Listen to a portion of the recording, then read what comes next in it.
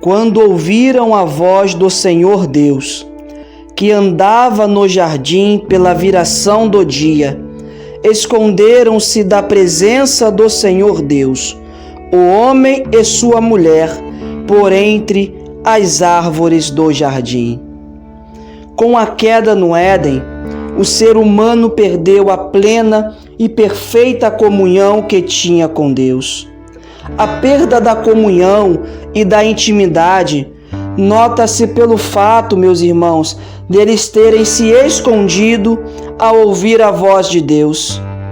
Quantas conversas Deus e Adão não tiveram nas virações dos dias? Quantos ensinamentos, quantas revelações que Adão recebeu diretamente de Deus. Aquele jardim, meus irmãos, era a perfeição da presença de Deus com o ser humano. Deus e o homem, lado a lado. A adoração a Deus fluía, puramente perfeita. Com a queda, tudo se perdeu e de Deus o ser humano se afastou. E agora, o que fazer? Se para aquele jardim não tem como voltar. Fico a imaginar, meus irmãos, após a saída, o arrependimento e o desespero que eles ficaram, ao olharem para trás e verem tudo aquilo que perderam. Imagino nos fins de tarde Adão em prantos, em desespero, por saber que Deus não viria conversar com ele e que eles não iriam passear juntos pelo jardim. Se foi a comunhão, se foi o jardim não volta mais. Mas e a comunhão verdadeira e perfeita com Deus? Será que ela volta? É possível para nós, seres humanos, errôneos, falhos, cheios de pecados, alcançarmos novamente essa comunhão perfeita para com Deus, esta comunhão que Adão desfrutava naquele jardim da inocência. Quero te dizer a você que me ouve, meu irmão e minha irmã, que sim, é possível sim voltar à perfeita comunhão com Deus e desfrutar de toda a intimidade que Adão perdeu. E quero dizer a você 4 passos neste momento para retornar à verdadeira e perfeita comunhão com o nosso Deus. O primeiro passo, a confissão e o arrependimento. No Evangelho de Lucas, no capítulo 18, do versículo 9 até o 14, o Senhor Jesus nos conta a parábola do fariseu e do publicano, dizendo que os dois foram ao templo para orar.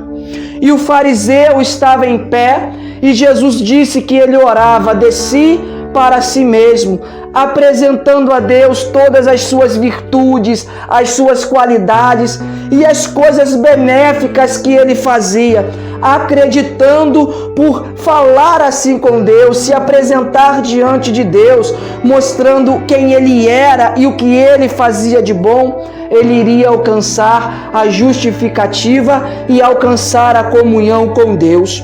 O publicano estava de longe em pé. Disse o Senhor Jesus que ele não ousava nem ainda olhar aos céus, mas ele batia no seu peito e dizia: tem misericórdia de mim, Deus, porque eu sou pecador. Jesus disse que quem teve a justificação foi o publicano e não o fariseu. E quem desfrutou de uma comunhão com Deus foi o publicano, porque ele estava se confessando e se arrependendo diante de Deus. Irmãos, nós precisamos ter sempre em nossa consciência as palavras que o Senhor Jesus nos disse, registrada no Evangelho de João, no capítulo 15 e no versículo 5, o Senhor Jesus nos disse que sem a presença dele, nada nós podemos fazer. O segundo passo, precisamos ser verdadeiros com o Senhor. No Evangelho de Mateus, capítulo 23, no versículo 27, O Senhor Jesus diz a respeito dos escribas e fariseus e diz que eles eram semelhantes aos sepulcros caiados, que por fora eram bonitos, eram belos, mas por dentro eram cheios de imundícia e de podridão, e que com a boca eles exaltavam e louvavam a Deus, mas o coração deles de verdade estava longe do Senhor, ou seja, eles não eram verdadeiros diante de Deus. Seja sempre verdadeiro diante do Senhor, meus irmãos, até porque é impossível mentir para um Deus onisciente que tudo sabe.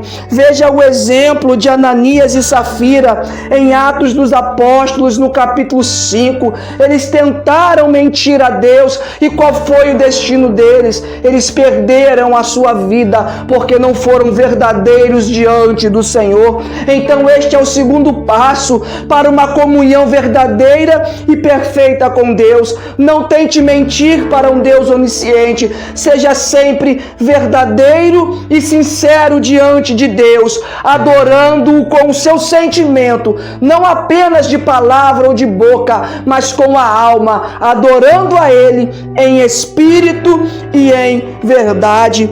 O terceiro passo: tenha cuidado com os mínimos detalhes da sua vida, com as coisas que você tem praticado. Tenha cuidado com os deuses estranhos que muitas das vezes toma conta da sua vida.